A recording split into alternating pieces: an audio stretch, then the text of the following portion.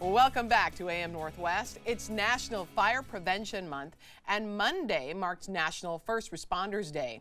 A new documentary airing on PBS follows volunteer firefighters as they encounter heartbreaking challenges and exhilarating triumphs while serving their communities. For those of you that have trouble chewing bubble gum and walking at the same time, it's going to take some work. I thought that I was just joining to be like the note taker. On your mark, get set, go. Then I get there and they're like, oh, no, you're the people doing it. Oh my God, like, that's me? Volunteer fire departments are the core of the community. We do anything. They'll call the fire department for anything. He handed me a piece of paper and he said, fill this out. We have a meeting Wednesday night. My husband said, where have you been? I said, I think I joined the fire department. We welcome the co-directors of Odd Hours, No Pay, Cool Hat, Gary Matoso and Cameron Zohoori.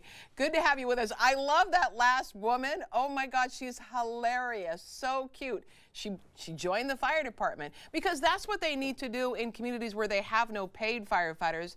Your community has to pitch in, right? That's exactly right. Yeah, there's so many, it's 70% of the country, and a lot of that is small communities where they don't have the tax base or the money to support a paid department. So there's really, the majority of the country is protected by people stepping up in that way and just deciding they're going to be there when their neighbors need them. Yeah. Gary, why did you decide to do this documentary on the volunteer firefighters in the nation? Actually, it was a story that came to us. Our executive producer, Peter Yoakum, he was a retired businessman. He was out looking to tell a positive kind of unifying story and came across the volunteer fire service and fell in love with it. And then also realized kind of the great need where there's been the calls for volunteer fire departments have been gone up three times over the last, 35 years, and and there's a decline in recruitment and retention. So there was a need to tell the story, get the story out to people, and let people understand the value of the volunteer fire departments in their communities, and that they're hopefully inspire people to volunteer. Oh, absolutely. And Cameron, a number of these firefighters, what would you say inspires them to join the volunteer fire department? It's a range of things, and that was one of the things we wanted to show, was that there's lots of different reasons you might want to do it. Some of them are, just see the need in their community and want to help out. Others maybe eventually want to go down the career route and they're trying it out to see if it's something that they like. But all of them really, when they're doing this, for years on a volunteer basis, it's driven by that desire to help, that kind of if not me, then who mentality.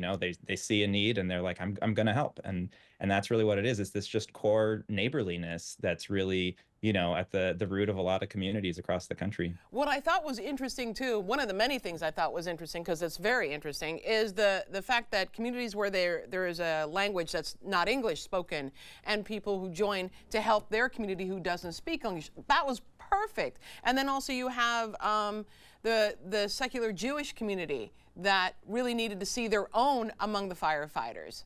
Talk to me about that.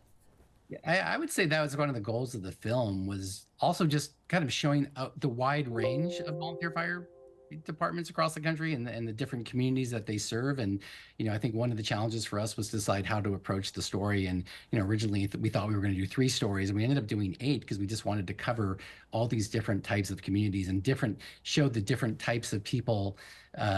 So lots of people would see themselves in the film, everything from younger people to older people. And one of the points of the film is that every community, or every fire department kind of just responds to the needs of their specific community. So whether that's language or, addressing, special ethnic communities within their community. We have another story about, in Virginia where it's all about, rescuing large animal rescue.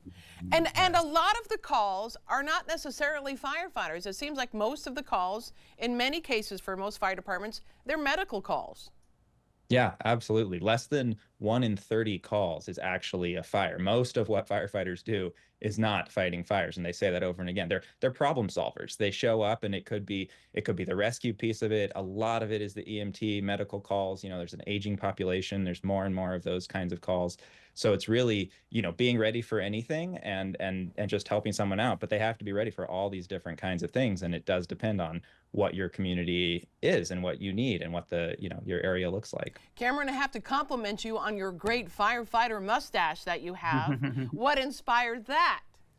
Yeah, well, when we were traveling around doing this film, I actually had like a big beard that I'd grown out, but I was definitely inspired by all of the, you know, to be an interior firefighter and go in and do the actual firefighting, you have to be able to get that seal on the mask. Yeah. And so, you know, I didn't have to do that, thankfully, but I appreciated the aesthetics of it. So I ended up going for this look afterwards. I love it. It's a great documentary. We want to tell everyone you can catch Odd Hours, No Pay, Cool Hat on Monday at 9 p.m. on OPB. Thank you both so much. Thank you. Really appreciate it. All right, we'll be right back with more AM Northwest. Don't go away.